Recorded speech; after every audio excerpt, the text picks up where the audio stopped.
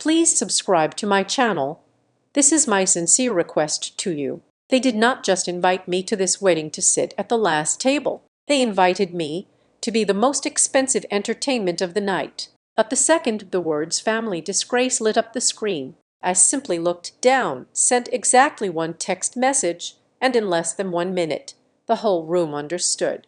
I was never the family disgrace. I was just the only person who knew what they had hidden for years. I am Evelyn Lopez, and I am currently 33 years old, sitting at table number 42 out of 42. I had the perfect vantage point to watch an empire pretend it was not crumbling. The wedding of my sister Catalina Lopez was being held at the Pelican Point Coastal Club in Port Lucero, Texas. It was not really a wedding. It was a high-stakes investor pitch wrapped in white silk and imported orchids. The room smelled of sea salt, expensive champagne, and the sharp scent of desperation. Port Lucero had seen its share of flashy events, but tonight was designed to blind the local investors. We were talking about men who wore custom suits and signed checks with 7 zeros. Everything from the hand-blown glass centerpieces to the 24-karat gold flakes resting on the caviar appetizers was a calculated display of wealth.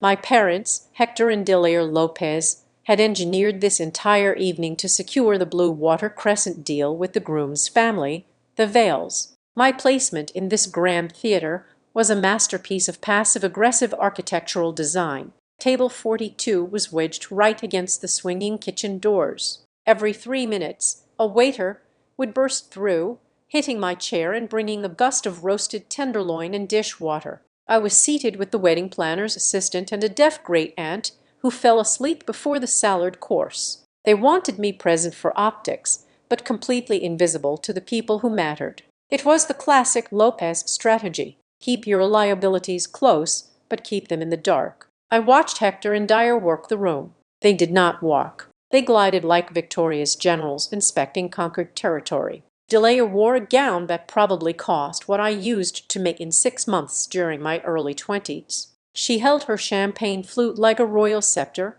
her posture impossibly rigid. Hector was loudly slapping the backs of men from Vale Meridian, his laugh booming over the string quartet.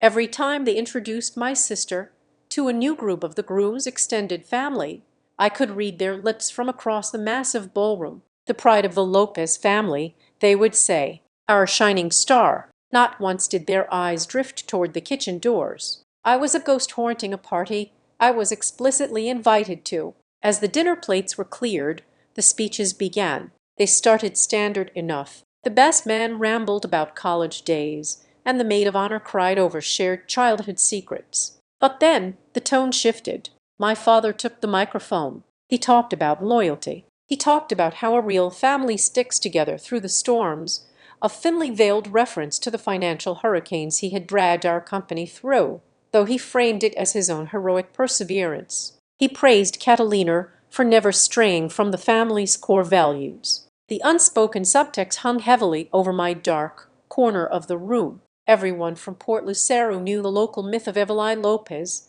the ungrateful, unstable daughter who abandoned her blood. Then Catalina glided up to the stage. She looked radiant, practically glowing under the calculated spotlights that followed her every move. She took the microphone, offering a dazzling rehearsed smile to her new husband, Preston Vale. She thanked the investors, blurring the lines between a bridal speech and a corporate board meeting. And then her eyes tracked across the glittering room, flying over the massive floral centerpieces, straight to the shadows by the service doors. "You know," Catalina said, her voice dripping with artificial sweetness, "weddings are about bringing everyone together, even the people who make it difficult."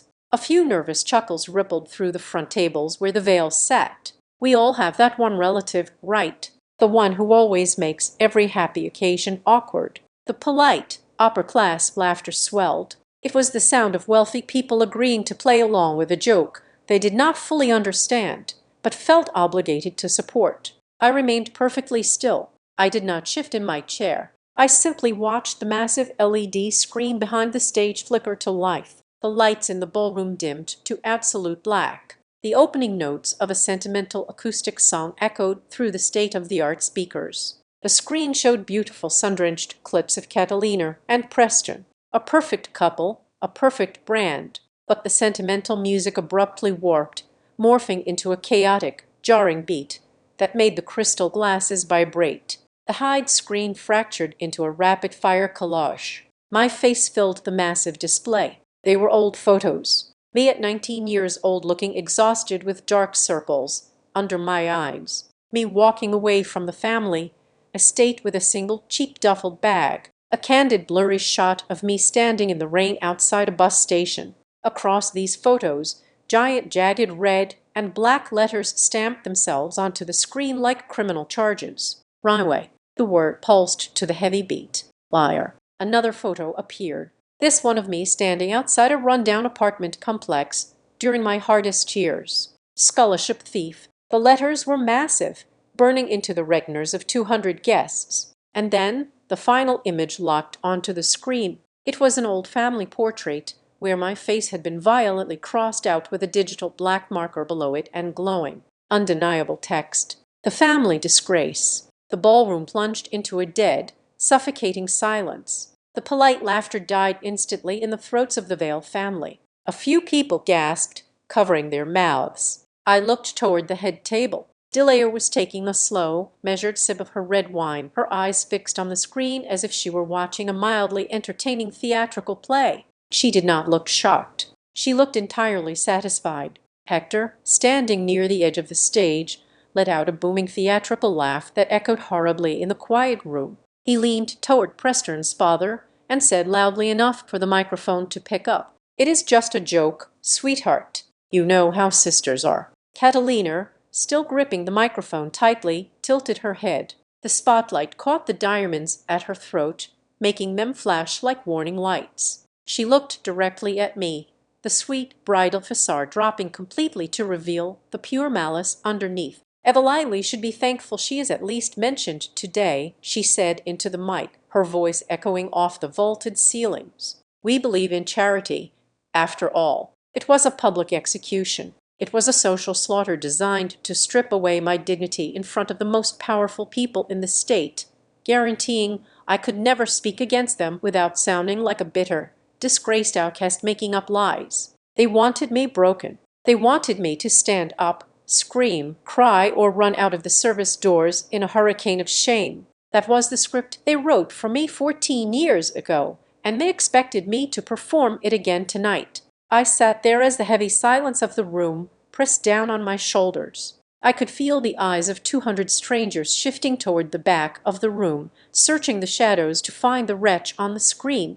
The waiter who had been bumping my chair stood frozen, a tray of dirty plates hovering in his hands, staring at me with a mixture of profound pity and horror. The deaf great-aunt next to me had woken up, confused by the sudden change in lighting and the harsh vibrations of the music, her frail hands trembling on her silk lap. I did not give them the satisfaction of a reaction. My heart was not racing. My palms were not sweating. Over the last decade and a half, I had built a career dissecting the lies of powerful people. I had learned the hard way that anger is a complete waste of energy when you possess actual leverage. I looked at Hector, who was still smiling, his greedy, triumphant smile, convinced he had just cemented his legacy. I looked at Delia, who was already turning her attention back to the groom's mother, trying to smooth over the jagged edges of the moment with her practiced aristocratic grace. I looked at Catalina, standing on her literal and metaphorical stage, waiting hungrily for my collapse. They had spent hundreds of thousands of dollars on this presentation.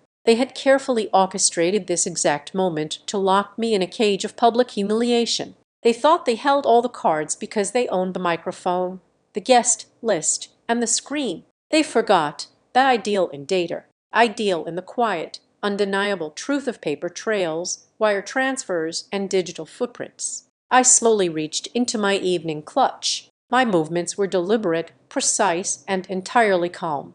I pulled out my phone. The screen illuminated my face in the dim light of the kitchen corridor. I did not stand up to defend my honor. I did not shed a single tear for the family. I never really had. I did not shout a single word across the expansive room. I simply opened my secure messaging application. There was a draft already waiting addressed to my trusted colleague Naomi, who was stationed miles away with the technical crew managing the secondary visual systems for the event contractors. The message contained only one word. It was the only word that mattered tonight. I tapped the screen and sent the text release. It was exactly 4 weeks before the wedding. I was alone on the 42nd floor of the North Blast Advisory Building in Dallas. The city lights below looked like a grid of cold, hard logic, which was exactly the kind of environment I preferred to exist in. It was almost 11 at night, and the sprawling open-plan office was dead quiet, save for the hum of the central air conditioning. My mahogany desk was covered in audit reports, risk assessment portfolios, and red-flagged balance sheets. In my world, there were no emotions, no subjective interpretations of reality. There were only numbers, legally binding signatures, and the undeniable truth of a paper trail. I had spent the last decade and a half building a fortress out of verifiable facts, insulating myself from the chaotic, manipulation-heavy environment I had escaped. Then my personal cell phone vibrated violently against the polished wood of my desk. The caller identification displayed a coastal area code. I had not lived in Port Lucero for 14 years, and the people who still possessed my private number were strictly compartmentalized. I almost let the call drop into the digital void of my voicemail, but a strange, sharp instinct, the same instinct that told me when a corporate financial statement was hiding a toxic debt, made me pick up the device. The voice on the other end of the line was professional, but tight with a very specific kind of anxiety. She asked if she was speaking to Evelyn Lopez. I confirmed my identity, my tone dropping into its usual corporate neutral. She introduced herself as Dana Hall, a senior care coordinator at the Port Lucero Cardiovascular Rehabilitation Center. My stomach plummeted, a cold weight dropping straight through my center. The only possible reason a medical rehabilitation center in my hometown would be contacting me at 11:00 at night was my grandfather, Raul Lopez.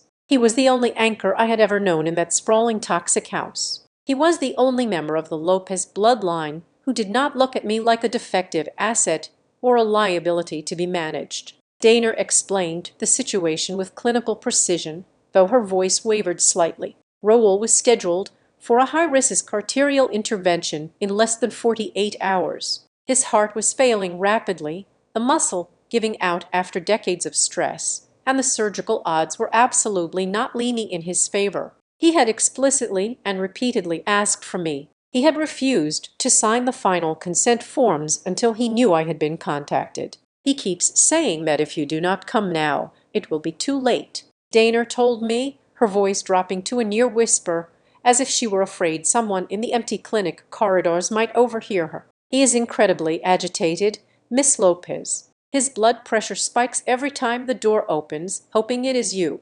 I stood up immediately, leaving my glowing computer monitors behind, and began pacing the length of my glass-walled office. I told Dana I would book the very first flight out in the morning, that I would rent a car and be at the clinic by noon the following day. I told her to assure him I was on my way. There was a heavy, agonizingly uncomfortable pause on the line. I know the sound of a withheld truth in my line of work. That specific flavor of silence is exactly where the fraud lies. I stopped pacing. I demanded to know what the problem was. Dana sighed heavily, the sound crackling over the cellular connection. Your grandfather is not just agitated about the surgery, Miss Lopez, he is terrified about the wedding. He told me I had to warn you before you set foot in this town. I stared out at the Dallas skyline. I asked her what an old man with a failing heart could possibly be warning me about regarding a lavish party I had absolutely zero intention of attending. Dana hesitated again,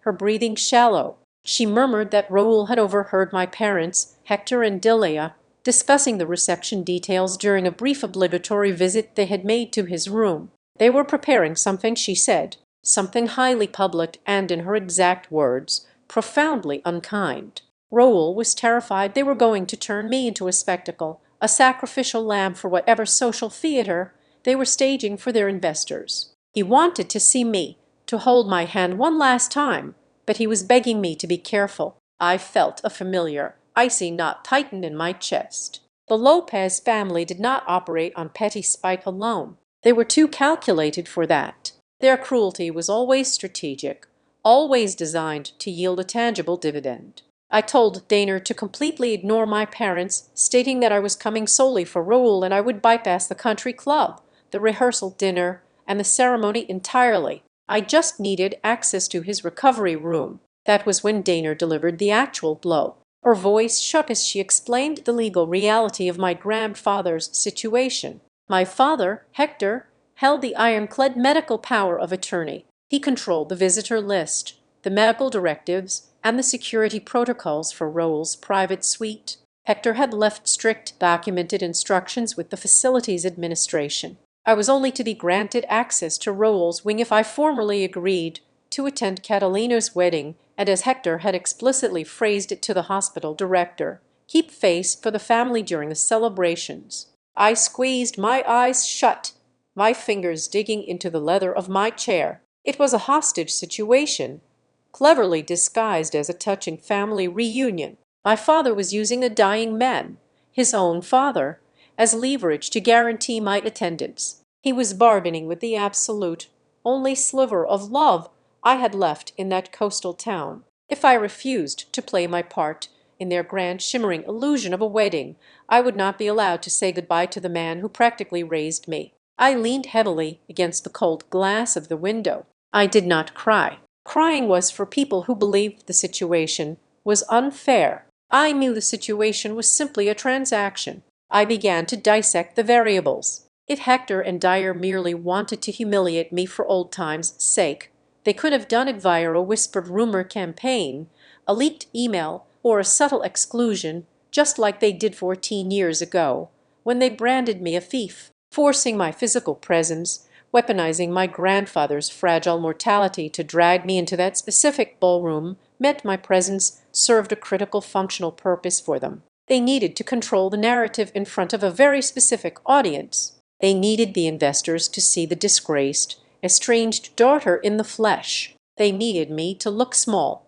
bitter, and broken to validate whatever elaborate fiction they were currently selling to the groom's family. I told Daner to put my name on the security clearance list. I told her to inform Hector that I would be at the wedding wearing a suitable dress and that I would smile for the cameras. I hung up the phone and placed it gently on my desk. The silence of the office rushed back in, but it no longer felt peaceful. It felt like the calm before a catastrophic structural collapse. I was not deciding to return to Port Lucero out of some naive, desperate hope for a familial reconciliation. I knew exactly who these people were. I was going back because my professional instincts were screaming at a deafening volume. You do not go to these extreme psychopathic lengths to secure a prop for a wedding unless the stakes are astronomical. My parents were hiding something massive. They were concealing a liability far more dangerous than simple family resentment, and they desperately needed me to play the scapegoat one last time to throw the auditors off their scent.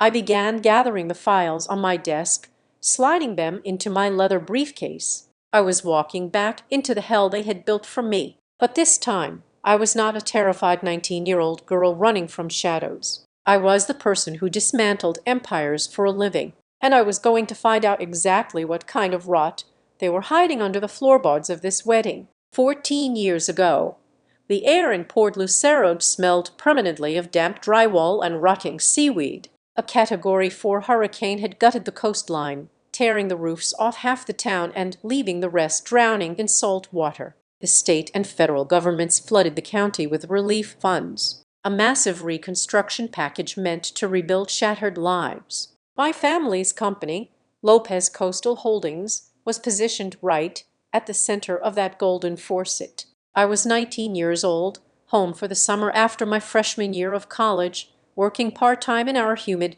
windowless basement archives. My job was supposed to be simple data entry, logging repair expenditures into the digital corporate ledger. I was young, somewhat naive, and still firmly believed that the pristine philanthropic facade my parents presented to the community was genuine. The illusion cracked open on a suffocatingly hot Tuesday afternoon. I was cross-referencing a stack of manila folders related to a low-income housing complex for the elderly called Pelican Roost. The invoices made absolutely no sense. We were billing the state disaster relief fund for premium hurricane-grade roofing materials and high-end structural steel reinforcements. But I had driven past that specific complex 2 days prior. Contractors were patching the damaged roofs with cheap blue tarps and low-grade plywood.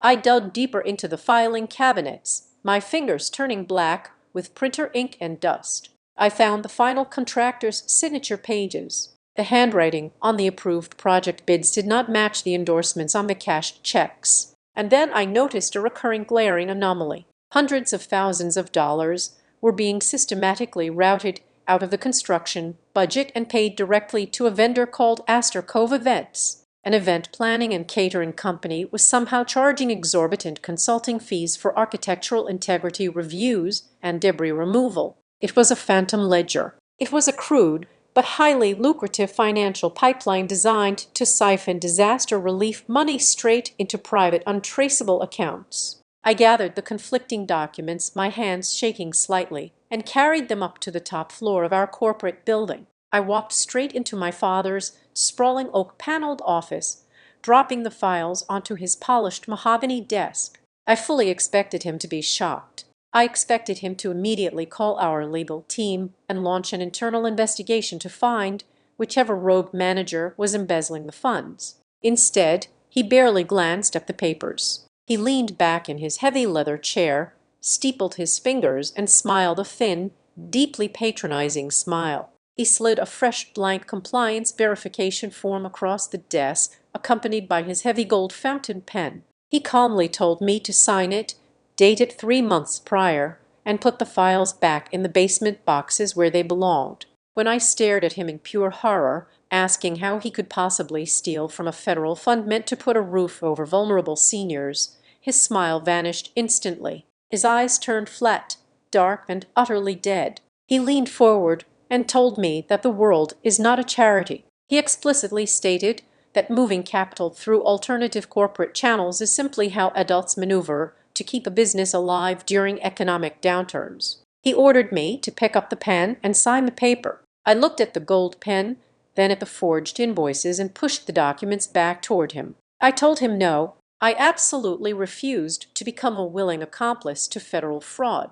The fallout was instantaneous and terrifyingly quiet. That evening, the atmosphere in our sprawling estate shifted from tense to openly hostile. Delia did not yell. She did not ground me or argue like a normal parent handling a rebellious teenager. She sat at the opposite end of the long dining table, cutting her steak with methodical precision, and looked at me with an expression I will never forget. It was the exact look of a ruthless corporate crisis manager evaluating a severe internal security breach. She no longer saw her eldest child. She saw a dangerous leak that needed to be permanently plugged, a severe liability that had to be neutralized before it could destroy the empire they were building. There was no motherly warmth, no attempt to understand or guide my moral compass. I had broken the ultimate rule of the family syndicate. I had chosen the truth over the bloodline. By Friday of that same week, the trap snapped shut.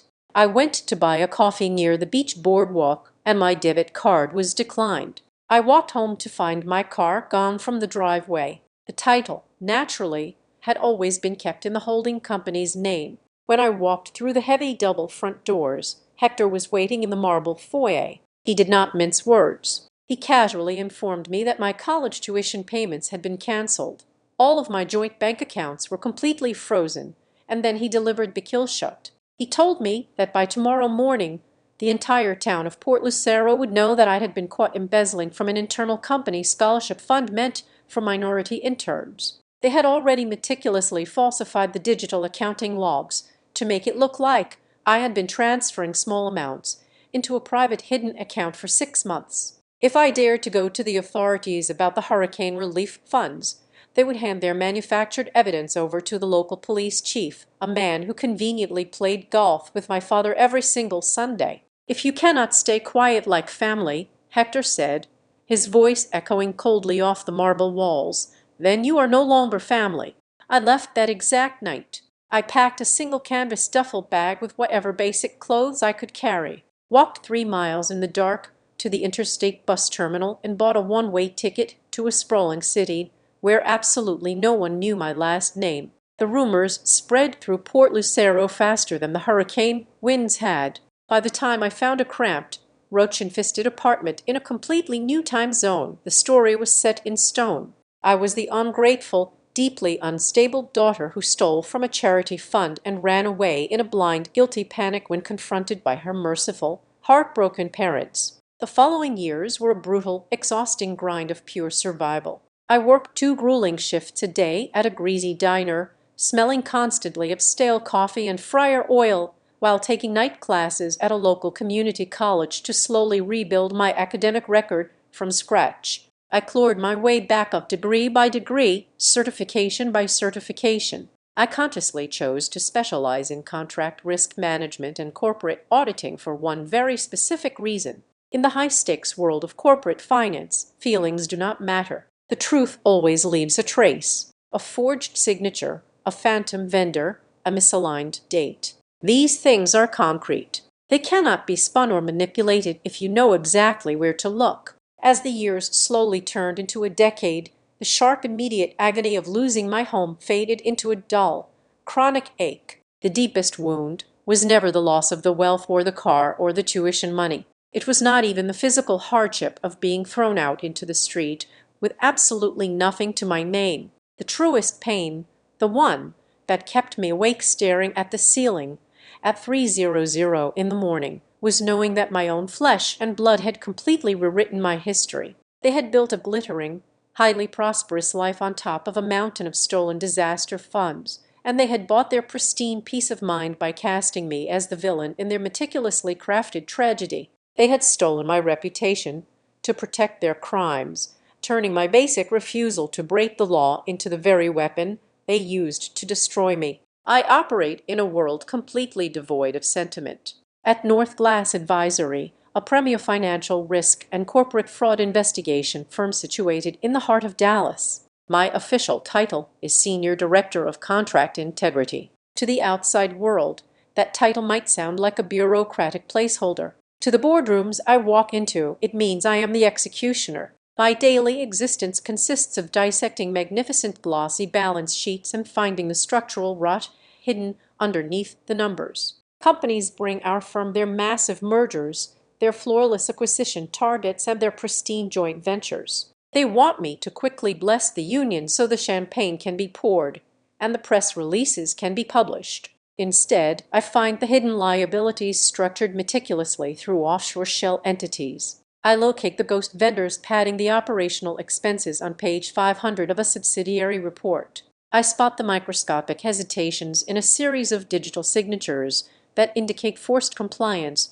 or outright forgery. I tear down corporate empires built on lies, brick by fraudulent brick. It is highly meticulous, deeply cynical work. It requires a professional who assumes absolutely everyone in the room is lying until the raw paperwork proves otherwise. I am exceedingly good at my job because my own family served as my very first devastating case study in human deception. I do not speak of Port Lucero to my colleagues in my professional circle. I am simply a woman who climbed the corporate ladder with relentless, quiet efficiency. I do not attend weekend corporate retreats to share childhood traumas or build trust through forced vulnerability. The only person in the entire state of Texas who knows the comprehensive, agonizing architecture of my past is Naomi Price. Naomi is a former forensic accountant turned independent data security consultant, and she is the closest thing I have to an actual sister. We bonded years ago over late-night audits, thousands of cups of bitter coffee, and a shared profound disgust for corporate narcissists. She knows all about the stolen hurricane relief funds. She knows about the fabricated scholarship embezzlement story that destroyed my youth. She knows exactly why I physically flinch whenever someone uses the word family as a business metric. Exactly 7 days before I was scheduled to board a flight to the coast to see my dying grandfather, the universe delivered a coincidence so mathematically improbable it felt like a targeted kinetic strike. I was working alone in the secure data room on the 42nd floor, reviewing a separate, seemingly unrelated logistics merger when a junior analyst walked past my terminal. He was carrying a physical red tag dossier, a very rare occurrence in our heavily digitized firm. The cover page was stamped with a bold project code, Blue Water Crescent. I recognized the client name printed beneath the code instantly, Vale Meridian. It was a massive old money private equity firm based out of Austin. It was also the exact firm owned by the patriarchs of Preston Vale, the man my sister Catalina was marrying in exactly 1 week. Professional curiosity is a dangerous instinct, but a survivor's instinct is significantly stronger. I waited in absolute silence until the junior analyst left the secure room for his mandatory lunch hour. I accessed the master server using my senior clearance credentials and pulled up the Blue Water Crescent preliminary risk assessment. I expected to find a standard commercial real estate acquisition, perhaps a chain of luxury coastal hotels or a portfolio of high-yield commercial properties. What I actually found made the temperature in the room feel like it had dropped to absolute zero. The target of the Vale Meridian capital injection was not a scattered portfolio.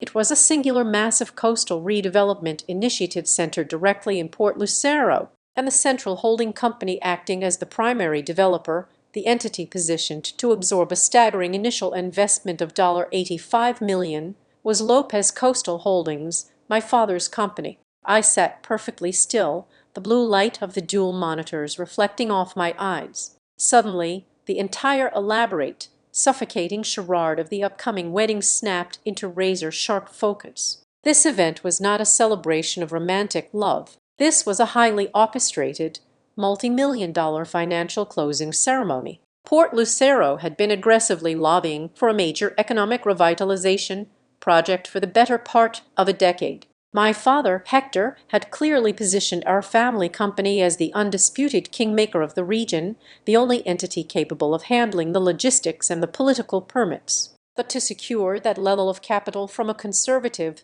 highly risk-averse institution like Vale Meridian, Lopez Coastal Holdings needed more than just a slick presentation. They needed an absolutely flawless public image. They needed to present themselves as the ultimate, unshakable bedrock of the coastal community, a unified, powerful, morally upright family dynasty. The wedding was the ultimate stage. Catalina was not just marrying Preston Vale. She was legally marrying the Vale Meridian capital stream, and my mandated presence at this wedding, enforced through the cruelest form of emotional blackmail involving Raoul's failing heart, was suddenly glaringly obvious. If I remained completely arranged and hidden away in Dallas, I was a loose thread, a mystery, a potential risk that the Veal family auditors might eventually question. They would inevitably ask why the eldest daughter was completely erased from the corporate and family history. But if my parents brought me directly into the light, right in front of the Vale patriarchs, and publicly framed me as a tragic,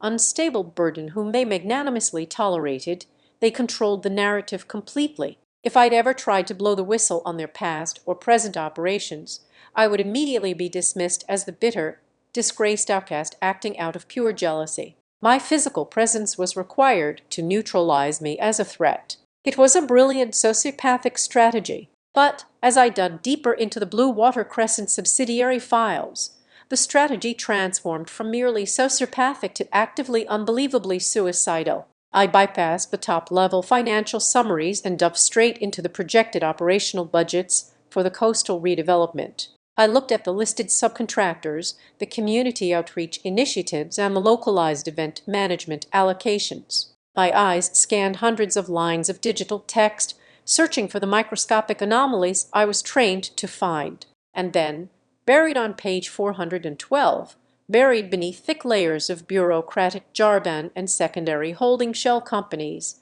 I saw it. Astor Cove Events. My breath caught sharply in my throat. I leaned closer to the monitor, my heart performing a slow, heavy drum beat against my ribs. It was the exact same legal entity, the phantom vendor from 14 years ago, the ghost company my parents had used to siphon federal disaster relief funds after the hurricane destroyed the town. I had safely assumed they had burned that specific bridge, dissolved the limited liability company, and buried the ashes long ago. But pure arrogance is a very specific fatal type of blindness. Hector and Delayer had grown so comfortable in their absolute local power, so utterly convinced of their own invincibility, that they had resurrected the exact same ghost company to siphon funds from the new Vale Meridian project. They were planning to drain the Blue Water Crescent capital exactly the way they had drained the hurricane relief money. And the most terrifying realization hit me like a physical blow. They were using the wedding infrastructure itself to wash the initial payments, the lavish catering, the elaborate staging, the high-end security contractors. Astor Cove Events was listed as a primary vendor for the wedding festivities, drawing massive funds from the corporate accounts to mask the transfer of wealth. The wedding was the money laundering machine. I closed the digital file. I logged out of the secure server, erasing my Access footprint through sheer habit. I walked back to my glass-walled office and locked the heavy door behind me. I stood looking out over the sprawling city skyline. The terrified 19-year-old girl who had been exiled with nothing but a canvas bag was truly dead. The woman standing in this office was a weapon forged in the exact fire they had used to burn her. They had invited me to their perfect financial stage to play the pathetic role of the broken disgrace. They had absolutely no idea. They had just handed the microphone to the one person on the entire planet who held the blueprint to their entire criminal architecture. The heavy iron gates of the Lopez family estate swung open, welcoming me back into a world I had spent over a decade trying to scrub from my memory. The pre-wedding dinner was being held on the manicured back lawns of the property, a sprawling exhibition of wealth illuminated by hundreds of floating string lights. I stepped out of my rental car and immediately felt the familiar suffocating atmosphere of the house. I was not her returning daughter. I was a carefully placed prop invited solely to serve as a dark backdrop so the rest of them could shine brighter by comparison. Walking up the marble steps, I braced myself for the performance. My mother, Dyer, was holding court near the grand entrance, draped in a silk gown that moved like liquid mercury. When she saw me, the polite, aristocratic smile vanished for a fraction of a second, replaced by a clinical, calculating assessment. She looked me up and down, her eyes lingering on the modest cut of my tailored suit. Judging the invisible price tag, she stepped forward, kissing the air right next to my cheek so as not to ruin her makeup. "Well," Delayer murmured, her voice a masterclass in toxic sweetness, "you certainly look less worn out than I imagined you would. I suppose the city has been somewhat kind to you, considering everything."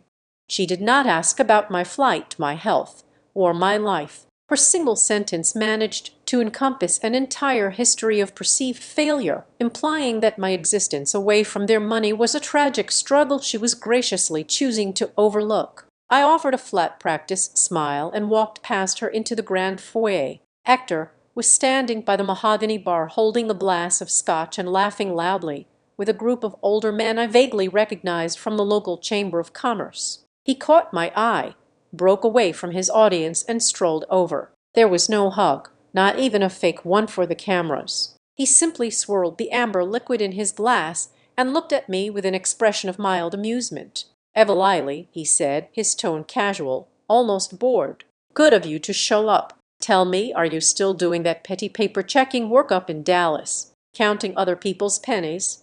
He laughed at his own joke, expecting me to shrink. He had no idea that my petty paper checking involved dissecting multi-million-dollar corporate frauds, or that I currently held the unredacted files capable of vaporizing his entire empire. I simply nodded, telling him it paid the bills. He lost interest almost immediately, his eyes already scanning the room for someone more important to charm. Before I could navigate toward the back patio to find a quiet corner, a sharp hand grabbed my forearm. It was Catalina. My sister was radiating a manic high-voltage energy, her engagement ring flashing aggressively in the chandelier light. She did not bother with pleasantries. She yanked me into a quiet side hallway, away from the prying eyes of the hired wait staff. "Listen to me carefully," Catalina hissed, dropping the radiant bride persona entirely. "I do not want your bitter energy ruining my weekend. You are going to smile. You're going to be polite, and you're going to stay out of the way. I have seated you at a side table near the service doors for the reception. The Vale family investors are incredibly observant, and I cannot have them questioning why my arranged sister is suddenly sitting at the head table acting like a martyr. I looked at her, truly looked at her for the first time in years. I had always assumed she was just a spoiled byproduct of our parents' manipulation, a golden child kept safely in the dark, but the cold calculation in her eyes mirrored Hector perfectly. She knew exactly what she was doing. She was actively participating in my isolation to protect the brand. I calmly pulled my arm from her grip. I assured her I had zero intention of stealing her spotlight and walked out to the patio. The dinner itself was a lavish, suffocating affair. Course after course of imported seafood and aged wines were served while a string quartet played softly in the background. I sat silently at the edge of the gathering, nursing a single glass of sparkling water, observing the predatory dynamics of the room. About an hour into the meal, the ambient noise level dropped slightly as a toast concluded. In that brief lull, I heard my father's booming voice carrying over from the main table. He was leaning in close to a distant uncle, his face flushed with triumph and scotch. "Once the rings are exchanged," Hector boasted, slurring his words just a fraction, "everything with Vale Meridian will close cleanly. It is a lock. The biggest capital injection this coast has seen in 20 years, and we hold all the keys." My grip on my water glass tightened. The confirmation was absolute. The entire charade of family unity, my forced presence, the extravagant displays of wealth, all of it was explicitly designed to finalize the Blue Water Crescent deal. They were using my sister's marriage as a corporate closing ceremony, meeting a moment away from the suffocating arrogance. I excused myself from the patio and walked back into the sprawling empty house under the pretense of finding a restroom. The hallways were quiet, filled only with the ticking of expensive grandfather clocks. As I walked past the heavy double doors of my father's private home office, I stopped dead in my tracks. The doors were left slightly ajar, a rare mistake for a man as paranoid as Hector. A thick leather vendor binder was sitting squarely on his massive desk, left open as if someone had been reviewing it mere minutes before the dinner began. The desk lamp was still on, casting a pool of harsh white light directly onto the top document. I stepped silently into the room. My heart began a slow, rhythmic pounding against my ribs. I leaned over the desk, my eyes scanning the heavily itemized invoice printed on premium card stock. It was a massive billing statement for event coordination, high-end security contracting, and site management for the wedding weekend. The total sum was astronomical, inflated far beyond any logical market rate. But it was the logo printed at the very top of the page that made the blood freeze in my veins. Astor Cove Events, the phantom shell company from the hurricane relief fraud. It was right there, brazenly operating under the guise of wedding planning. But this time, it was not just my father pulling the strings. The authorization signature at the bottom of the inflated invoice, signing away hundreds of thousands of dollars of corporate funds into the ghost account belonged to Catalina Lopez. The realization hit me with the force of a physical blow. Catalina was not just a pawn in this financial theater. She was the co-director. My sister was actively using her own wedding budget to pump massive amounts of dirty money through an illegal entity that should have been buried a decade ago. They were all in on it. They were a syndicate of smiling thieves, and they had invited me back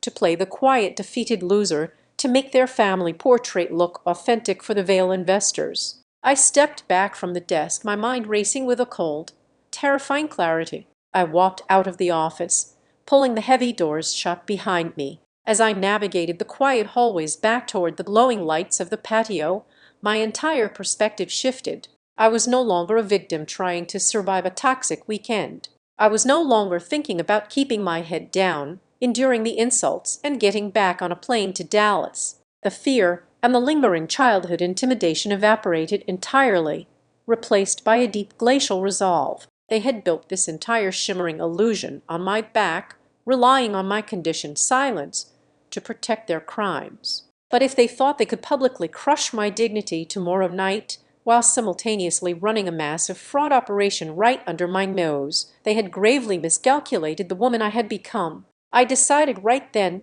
standing in the shadows of the house that had expelled me, that I would not start the fire. But if they lit the match and tried to burn me in front of that audience, I would let the absolute truth walk into the room and burn their entire empire to the ground. The stark fluorescent lighting of the Port Lucero Cardiovascular Rehabilitation Center was a jarring transition from the warm, deceptive glow of the estate patio 12 hours prior. I walked down the sterile pale green corridors, the scent of antiseptic and floor wax filling my lungs. Room 412 was at the very end of the hall. When I pushed the heavy wooden door open, the rhythmic electronic beep of a heart monitor greeted me. Raul Lopez looked impossibly small in the center of the mechanical hospital bed. His skin was the color of old parchment, and a clear plastic tube ran across his upper lip, delivering oxygen. But when he turned his head toward the door, his dark eyes possessed the exact same piercing,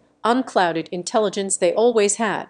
The physical deterioration of his failing heart had not touched his mind. I pulled a vinyl visitor chair close to his bed and sat down. For a long moment, neither of us spoke. He reached out with a trembling, deeply veined hand, and I took it in mine. His grip was weak, but the intention behind it was heavy with regret. His first words to me after over a decade were not a greeting. They were an apology. His voice was a dry, ragged whisper, forcing me to lean in close to catch the syllables over the hum of the medical machinery. He told me he was profoundly sorry. He apologized for standing in the shadow while my parents systematically dismantled my life 14 years ago. He confessed that he had been a coward, paralyzed by the fear of tearing the family business apart in the public eye, hoping instead that the storm would pass and my parents would eventually come to their senses. He had watched me walk away with a single bag and did absolutely nothing to stop the narrative they spun in my wake.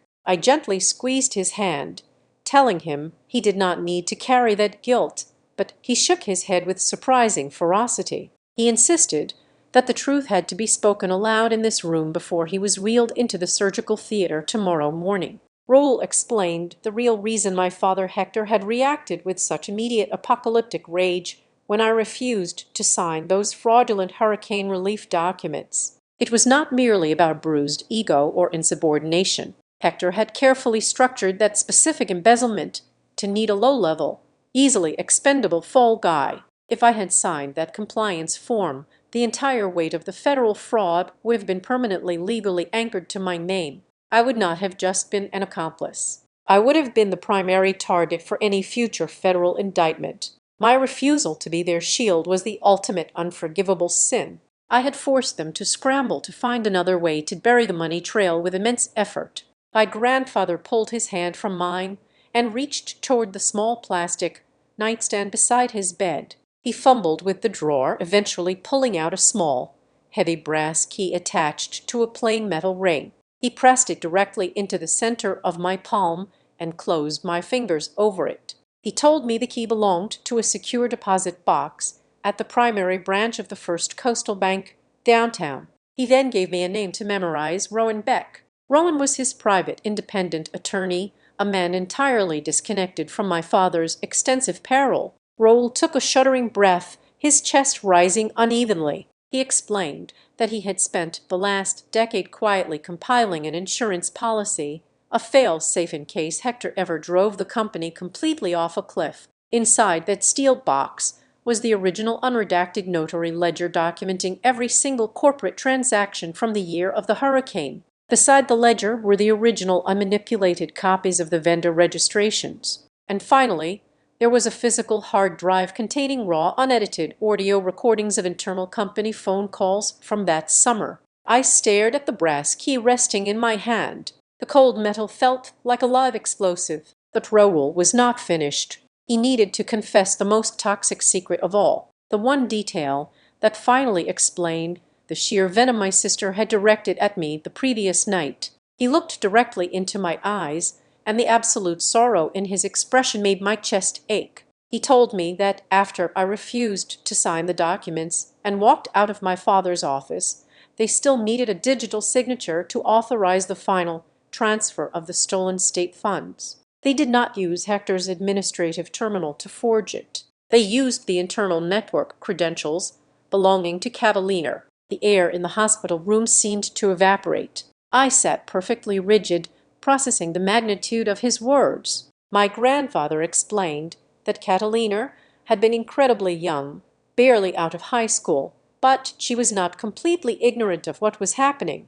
She had sat down at her desk, logged into the accounting system, and pressed the final keystrokes that pushed the fraudulent payments through the system. Delayer had orchestrated the entire thing, standing right behind Catalina's chair, smoothing her hair and soothing her conscience by framing it as a necessary sacrifice. Delayer had convinced her youngest daughter that bypassing the law was simply a brave way of helping the family survive, cementing a twisted psychological bond between them. Suddenly, the entire architecture of my family's hatred made perfect, horrifying sense. Catalina had not just inherited a corrupt legacy, she had actively participated in its creation. She was the one who pulled the digital trigger, and every single time she looked at me over the last 14 years, she did not see a tragically misunderstood sister. She saw the only living witness to her own early criminality. Her relentless cruelty toward me was not just spoiled arrogance.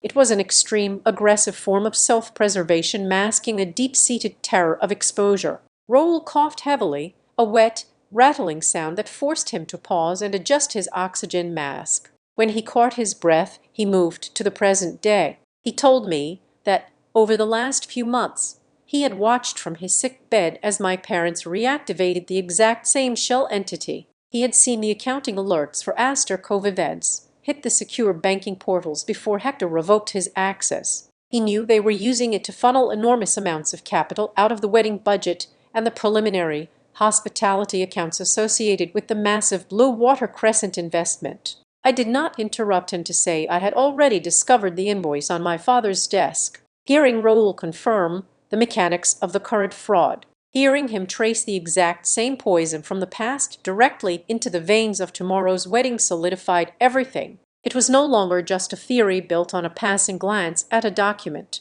It was a verified, undeniable reality. Raoul sank back into the pillows, the burst of adrenaline fading, leaving him looking exhausted and incredibly frail. He reached out and touched my wrist one final time. His voice dropped to a fierce, urgent whisper. He told me he was not handing me this key to demand a fiery vengeance. He did not want me to destroy my own peace of mind just to punish them, but he knew exactly how Hector and Delia operated. He knew they had forced me to return for a specific theatrical reason. He warned me that if they attempted to put me on the sacrificial altar one more time, if they tried to use my presence to elevate their own hollow prestige in front of the investors, I was to use every single weapon in that box. You owe them nothing, my grandfather told me, his dark eyes locking onto mine with absolute clarity. You have carried their sins for over a decade. If they push you into the fire tomorrow, you do not burn quietly. You let them drown in their own truth.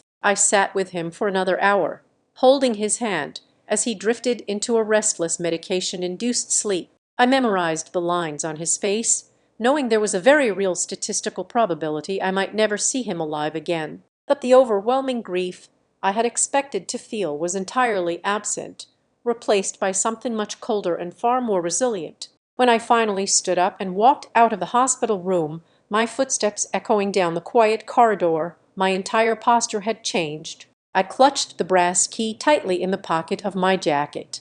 I was no longer the discarded daughter returning to beg for scraps of affection. I was no longer the nervous outcast bracing for a weekend of psychological torture. I was the architect holding the master blueprints to a condemned building. I held the original sins, the forged signatures, and the exact coordinates of the money they were currently stealing. As I pushed through the glass doors of the clinic and stepped out into the blinding coastal sunlight, I realized they had invited me to a slaughter, completely unaware that I was the one holding the blade. The flight back to Dallas felt like a passage between two different realities. I left the suffocating humidity of the coast and stepped into the sharp, sterile air of the city with a singular crystalline focus. I had exactly 48 hours before the official wedding ceremony to build an impenetrable fortress of truth. I did not go home to rest. I went straight from the airport terminal to the towering glass and steel headquarters of First Coastal Bank in the downtown financial district,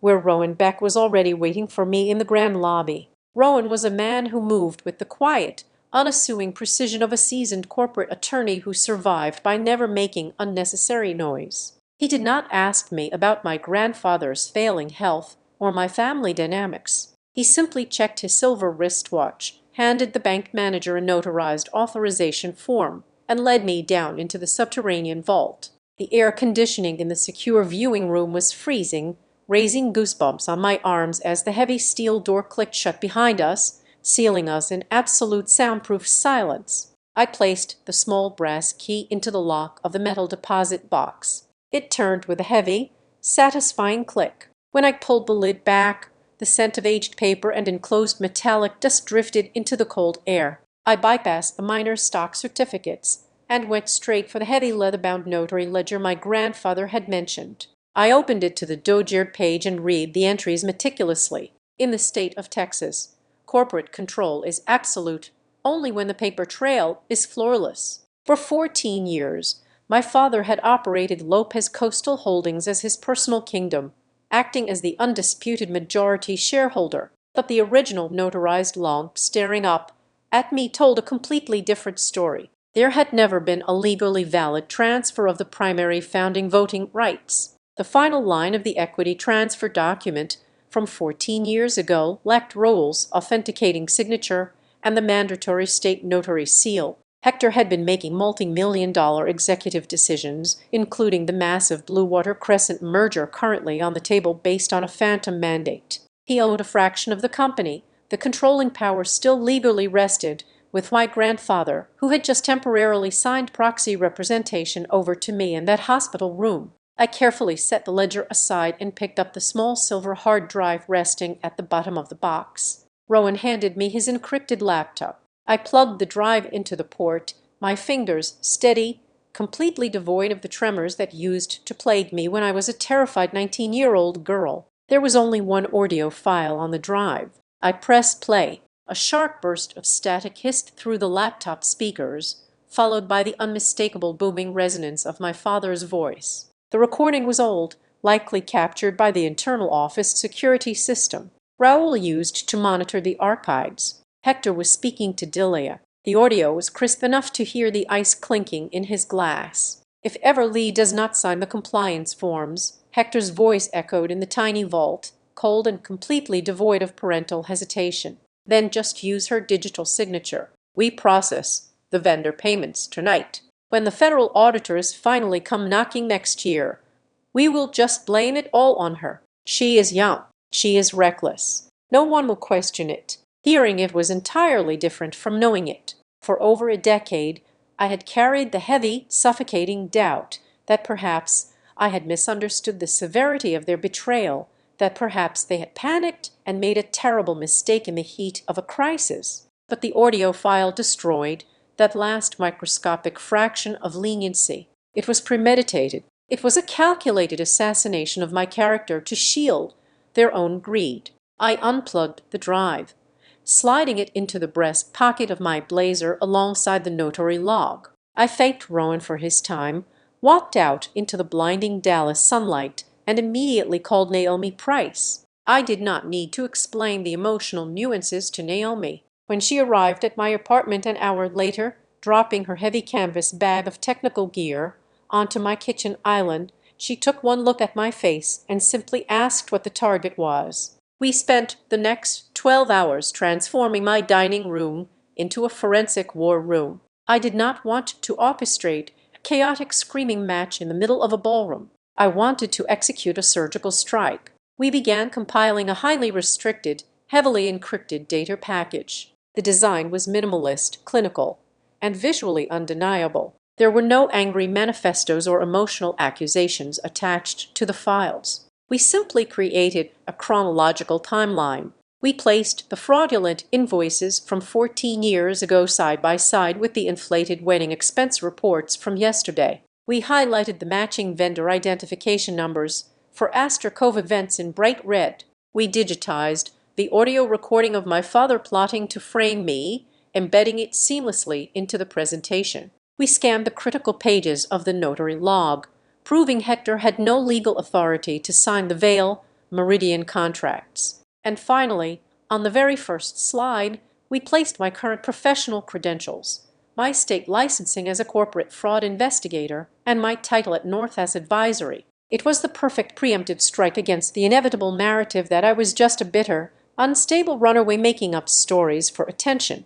Naomi was the key to the delivery mechanism. By an incredible stroke of industry coincidence, her independent data security firm had been subcontracted by the primary audiovisual vendor managing the Pelican Point Coastal Club for the wedding weekend. She was officially responsible for routing the secondary visual systems and managing the digital guest registry network. She had legitimate backdoor administrative access to every screen, every speaker, and every wireless access point in the venue. Sitting bathed in the blue light of her dual monitors, Naomi set up the fail-safe. She routed the data package to a dormant server and linked it directly to the venue's central display matrix and the automated text message system that the wedding planners were using to send schedule updates to the guests via their scanned entry codes. She programmed a dead man's switch. She would monitor the event remotely from her terminal in Dallas. The entire arsenal of digital truth was locked behind a single command. All I had to do was open my secure messaging application and send her one specific word. A single text message would bypass the venue's technical director, hijack the main light-emitting diode screen behind the bridal table, and simultaneously push a secure download link to the cellular device of every single investor, family member, and guest sitting in that room. By 3:00 in the morning, the trap was fully armed and operational. Naomi packed up her equipment, hugged me tightly, and told me to aim for the absolute center of their pride. But as I stood alone in my quiet apartment, packing my formal dress into a garment bag for the flight back to the coast, I made a solemn pact with myself. I established one final unbreakable rule of engagement. I was not them. I did not operate on preemptive cruelty. I was walking into that venue carrying a loaded weapon, but I decided I would keep the safety engaged. If my family simply ignored me, I would let them have their day. If they relegated me to a dark corner, fed me a bland piece of chicken, and allowed me to quietly slip out the back doors when the dancing began, I would not press the button. I would fly back to Dallas the next morning, hand the files over to the Vail Meridian compliance officers through standard corporate channels on Monday, and let the merger collapse quietly in a boardroom without a public spectacle. I was giving them one final silent test. I was offering them the absolute bare minimum standard of human decency. I went into that wedding carrying the blueprints to their destruction. But I also carried a tiny, almost pathetic sliver of hope that they would choose to just be civil. And it was precisely that fragile, lingering hope that made their ultimate decision to turn me into a public joke so unforgivable their arrogance guaranteed their own execution. The morning of the wedding, the air inside the grand cathedral felt incredibly thin, as if the massive vated ceilings had sucked all the oxygen out of the room. The ceremony itself went off with absolute terrifying perfection. The floral arrangements were perfectly symmetrical. The string quartet played without a single missed note. Catalina walked down the aisle looking like a pristine, untouched angel of high society. But from the moment I stepped through those heavy oak doors, I was acutely aware that I was not a guest. I was a perimeter breach that needed constant, aggressive monitoring. I was seated near the front, a strategic placement designed entirely for the photographer's wide-angle lens. But I was flanked by two of my father's most loyal corporate fixers disguised as distant uncles. Every time I shifted my weight or looked toward the aisle, I could feel their eyes darting toward me. I was being managed. The real psychological warfare, however, began during the cocktail hour at the Coastal Club. The sun was setting over the water, painting the venue in brilliant shades of gold, while the string of warnings hissed into my ear grew darker. I could not walk 5 to tea without a family member intercepting me. My aunt pulled me aside near the oyster bar, her nails digging painfully into my forearm, warning me to watch every single word that came out of my mouth. 10 minutes later, Hector materialized beside me while I was holding a glass of club soda. He leaned in, his smile completely fake for the benefit of the passing waiters, and told me not to dare bring up ancient history tonight. But it was Dillier who delivered the most explicit threat. She cornered me near the grand staircase just before the ballroom doors opened. She adjusted the lapel of my jacket, a terrifyingly intimate gesture from a woman who had essentially erased my existence, and whispered that I was not to speak to any of the Vale Meridian executives under any circumstances. She explicitly stated that I was not to embarrass Catalina in front of her new in-laws, making it crystal clear that my only job tonight was to be a silent, visually compliant shadow. When we finally moved into the ballroom and the dinner service began, the pressure in the room was dialed up to an excruciating level. After the endless self-congratulatory speeches and the clinking of crystal glasses, the massive light-emitting diode screen behind the head table flickered to life. The main chandeliers dimmed to a soft amber. As the video presentation began, I sat perfectly still, my hand resting gently on my evening bag where my phone was hidden. For the first 2 minutes, it was exactly what a wedding video should be. Soft acoustic guitar music filled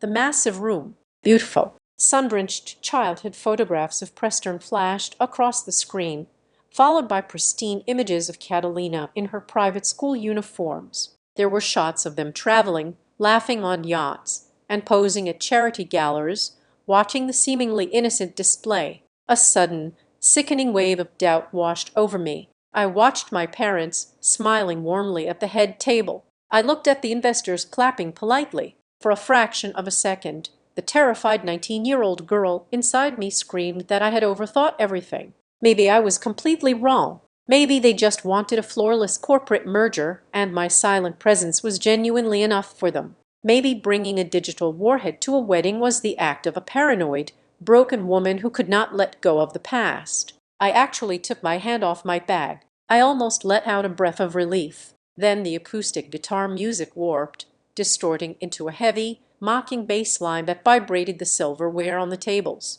The screen flashed blindingly white, and the entire atmosphere of the room snapped. The beautiful montage was gone, replaced by a jagged, rapid-fire sequence of the ugliest, most out-of-context photographs they could find of me. The images were blown up to monstrous proportions. An old photo of me crying outside a bus station. A grainy security still from the day I was expelled from the family property. And then came the digital labels stamped across my face in aggressive blood-red typography. Runaway. The word echoed the beat of the music. A few people in the back of the room let out startled, confused laughs. Scholarship thief. The whispers began instantly. I could see the Vale family executives leaning into each other, their eyes darting from the screen to the shadows where I sat. Failed engagement. This one felt like a physical knife twisting in my ribs. It was a brutal reference to a relationship I had tried to build in my late 20s.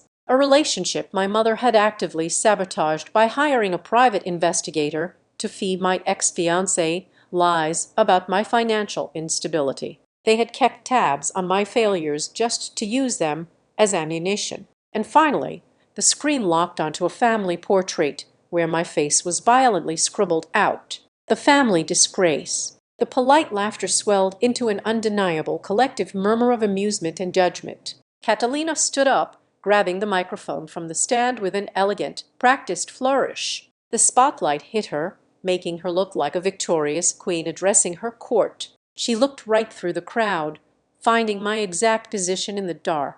"You know," Catalina said, her voice dripping with venom masquerading as playful sibling rivalry. "At least Sister Evelyn always knows how to remind everyone why this family has to try so hard. We have to overcompensate for the one who brings the whole bloodline shame." The room erupted. It was not just chuckles anymore. It was the sound of a wealthy, insulated crowd uniting against a designated outsider. I looked at my father. Hector was actively laughing, pointing at the screen and nodding at the primary investor from Vale Meridian, treating my public execution like a brilliant corporate icebreaker. I looked at Delia. My mother was sitting perfectly straight, clapping her hands together in a light, rhythmic motion, validating the humiliation as if it were a highly cultured theatrical performance. They had crossed the absolute final line. They had not just invited the truth into the room. They had tied it to a chair and set it on fire. My doubt vanished, entirely incinerated by the sheer, unadulterated cruelty radiating from the head. I did not feel fear anymore. I did not feel the lingering ache of a daughter wanting her parents. I felt the cold, terrifying clarity of an executioner who had just been handed a signed death warrant by the condemned. I reached into my bag. I pulled out my phone. The screen was already glowing with the open messaging thread to Naomi. I looked up at Catalina, who was still smiling, her victorious, radiant smile basking in the laughter of 200 millionaires. I looked at my father, who was raising his glass of champagne to the groom. I pressed my thumb against the screen and sent the word release. For exactly 3 seconds, nothing happened. The music continued to pump through the speakers. The laughter continued to roll through the room. Then, the technological strike hit with the force of a localized earthquake. The massive light-emitting diode screen behind Catalina did not just change images. It aggressively, violently short-circuited. The heavy bass track was abruptly severed, replaced by a deafening, piercing burst of digital static that made half the room physically flinch and cover their ears. The screen plunged into absolute, pitch-black darkness. The sudden silence in the ballroom was total and terrifying. The laughter died in 200 throats simultaneously.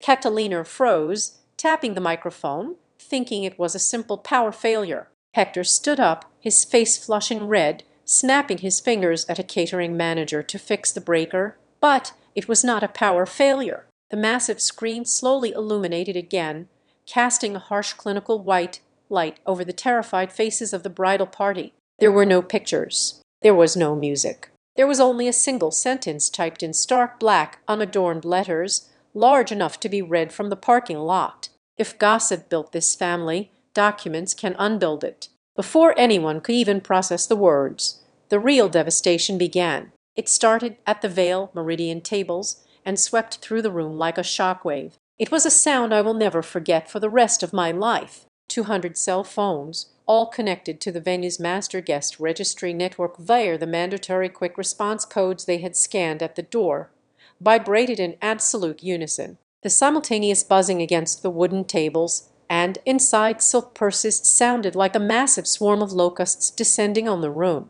Everyone looked down at their devices. The glowing screens illuminated the dark ballroom in a sea of pale blue light. The notification was identical on every single device. It was a high-priority file drop overriding their lock screens. The title of the file stared back at them, an undeniable command cutting through the remnants of their cruel laughter. Read before you laugh. The simultaneous vibration of 200 cellular devices echoing against the crystal and silver of the dining tables sounded like the turning of a massive, unavoidable gear. The pale blue light from the screens cast an eerie spectral glow over the faces of the guests. I watched as confusion morphed into curiosity and then as their thumbs scrolled down the pages of the secured document into profound paralyzing shock. On the massive light-emitting diode screen behind the bridal party, the jagged, insulting red letters of my supposed crimes vanished. They were replaced by a presentation so sterile,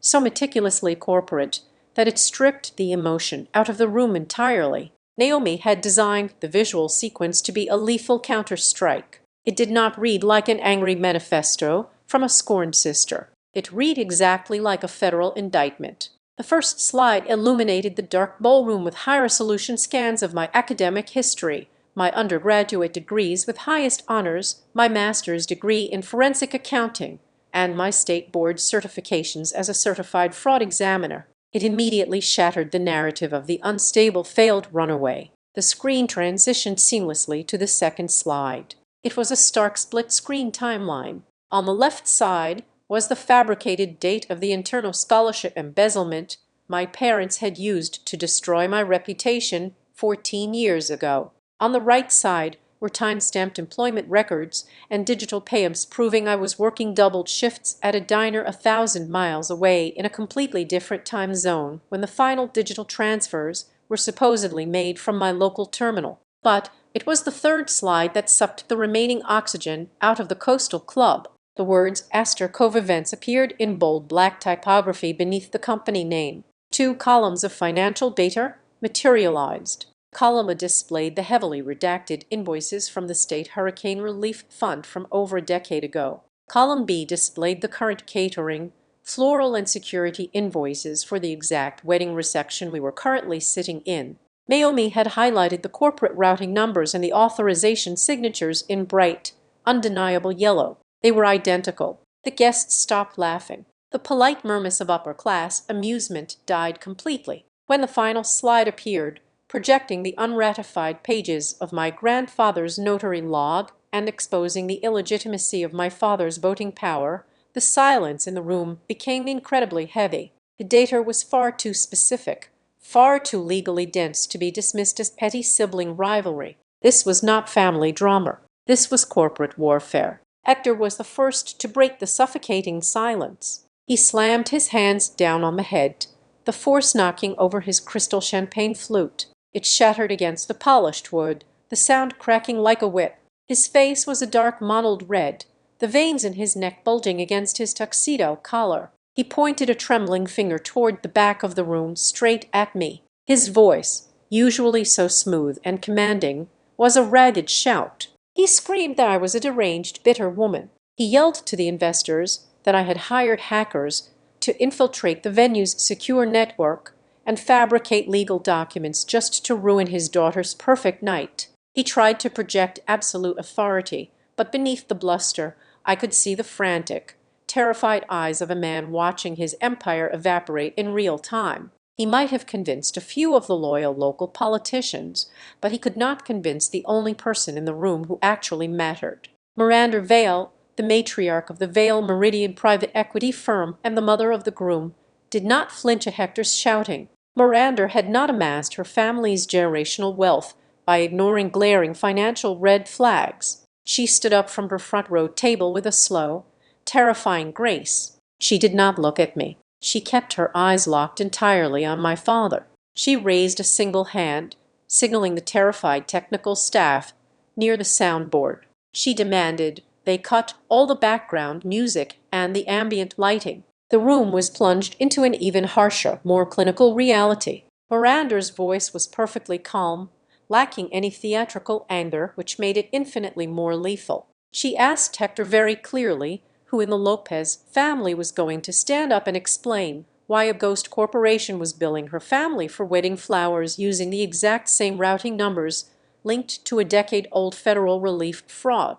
Sensing the catastrophic collapse of their narrative, Catalina panicked. She dropped her microphone on the stage, the feedback whining sharply through the speakers, and burst into immediate hysterical tears. It was a practiced weaponized crying. She grabbed Preston's tuxedo jacket, pulling him toward her. She sobbed loudly, her voice echoing in the quiet room, claiming that I had always been deeply jealous of her happiness. She cried that I had spent months planning this elaborate psychotic lie just to destroy her wedding day because I was a miserable, lonely failure. She begged the Vale family to look at her, to ignore the screams, to remember that I was the one who abandoned them all. I did not raise my voice to argue with her. I did not shed a single tear. I did not need to scream to be heard anymore. I simply stood up from my chair at table 42, pushed past the swinging kitchen doors, and walked slowly down the center aisle of the ballroom. The crowd of wealthy investors and local socialites physically parted for me.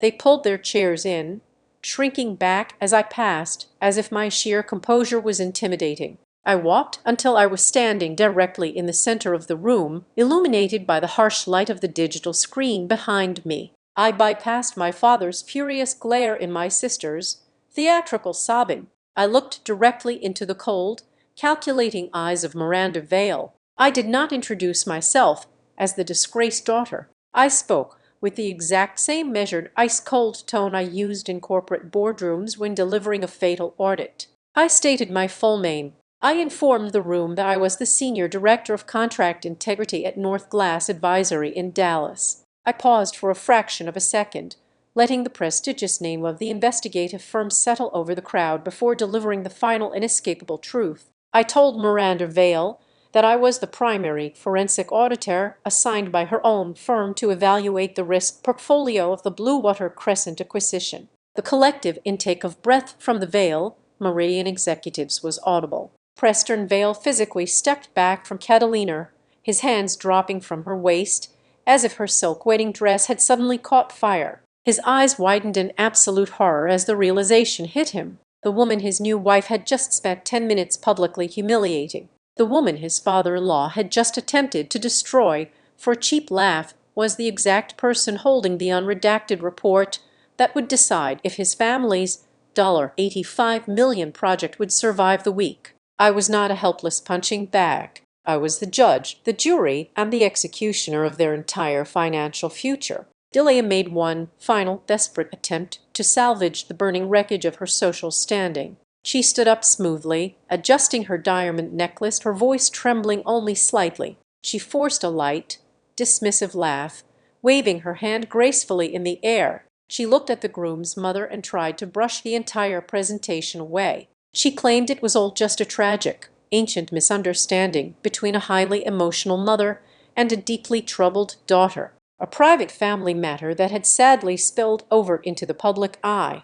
Miranda Vale stared at my mother with an expression of pure, unadulterated disgust. The matriarch did not raise her voice, but her words sliced through Dyer's elegant facade like a scalpel. Miranda asked, her tone dripping with absolute ice, how a simple family misunderstanding over a daughter's emotional troubles required a fabricated legal entity, forged digital signatures, and a money-laundering pipeline running directly through the catering budget of her son's wedding. The dynamic of the room shifted with the finality of a heavy steel door slamming shut. The invisible lines of allegiance were entirely redrawn in a matter of seconds. The investors, the local politicians, the wealthy elite of the coast, they all physically leaned away from the head table. They stopped looking at me as a pathetic party crasher who had ruined a beautiful evening. Instead, they turned their collective, horrified gaze toward the Lopez family. They looked at my parents and my sister not as the glamorous, powerful kings of the coast, but as cornered, desperate criminals who had just arrogantly turned on the bright lights in a room overflowing with gasoline and half-burned, forged invoices. The morning of the wedding, the air inside the grand cathedral felt incredibly thin, as if the massive vated ceilings had sucked all the oxygen out of the room. But we have already covered the ceremony and the cocktail hour. Right now, the room was suspended in the immediate aftermath of the digital explosion, even with the undeniable evidence glaring from the screens and vibrating in the hands of 200 guests. My father possessed the pathological stubbornness of a man who firmly believed his own lies could bend reality. Hector had cornered a group of older conservative investors near the elaborate ice sculpture. I could hear his voice laced with a frantic, desperate cadence, trying to weave the final threads of his dying narrative. He was waving his hands, insisting that the digital files were manipulated, that I had a long documented history of severe psychological problems, and that this entire display was nothing more than a highly sophisticated, vindictive stunt. He was begging them to look at him, the pillar of the community, instead of the burning wreckage of his own accounting books. He might have succeeded in casting a shadow of a doubt if the heavy brass handles of the main ballroom doors had not swung open at that exact moment. The sound of the doors hitting the wall stopped Hector mid-sentence. Rowan Beck, my grandfather's private attorney, stepped into the suffocating atmosphere of the Coastal Club. Rowan did not look like a weighing guest. He wore a sharp, dark charcoal suit and carried a thick, reinforced leather briefcase. He moved with the undeniable, terrifying authority of the law itself, cutting a straight path through the parted sea of silent, staring socialites. He did not look at my father. He walked directly toward the center of the room where Miranda Vale and I stood. Rowan unclasped the locks of his briefcase. The sharp metallic clicks echoed like gunshots in the quiet room. He did not raise his voice to scream over Hector. He simply pulled out a thick stack of physical yellowed papers and handed the top document directly to Miranda Vale. "Mrs. Vale," Rowan said, his voice carrying the calm, lethal precision of a judge delivering a verdict. "My client Raul Lopez instructed me to physically deliver these original unredacted corporate documents to you tonight. What you are holding is the master notary ledger for Lopez Coastal Holdings." Hector lunged forward, his face completely drained of color. He shouted at Rowan to get out of the private venue, threatening to call the local police and have him arrested for trespassing. But Miranda Vale simply held up one hand, her diamond rings flashing in the harsh light, and two of her personal security contractors immediately stepped in front of Hector, physically blocking his path. My father was trapped, forced to stand in silence as his empire was legally dismantled. Rowan turned to face the room, addressing the Vale Meridian executives and the local stakeholders. He announced that the digital files they had just received on their phones were entirely accurate, but more importantly, he explained the legal reality of my father's power. Rowan stated clearly that the founding voting rights, the absolute controlling shares of Lopez Coastal Holdings, were never legally transferred to Hector. The original equity transfer document signed over 14 years ago completely lacked Rule's final authorizing signature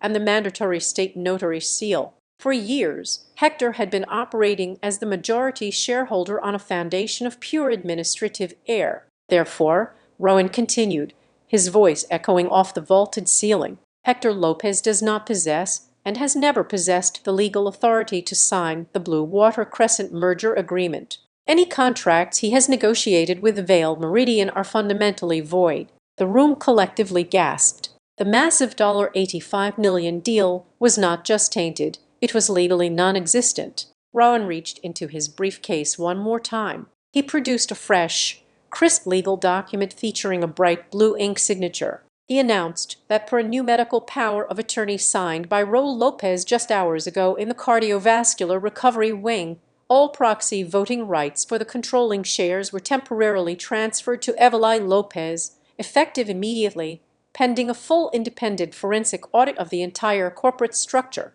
Hector staggered backward as if he had been physically struck. His mouth opened, but no sound came out. The absolute control he had murdered my reputation to protect had just been legally handed to the exact person he tried to destroy. Catalina, who had been clinging to Preston's arm, let out a sharp, terrified sob. Rowan turned his attention to her, placing a thin, heavily encrypted file folder on the table. He stated that the folder contained the raw data logs and the signature matching matrix proving that the digital authorizations for Astor Cove events were executed from Catalina's internal network credentials paired with the original audio recordings of Hector planning the frame-up. The illusion that she was just an innocent bystander, a young girl simply helping the family survive, was permanently erased. She was a documented accomplice. Miranda Vale did not need to hear another word. She handed the heavy notary ledger back to Rowan and turned to face my parents.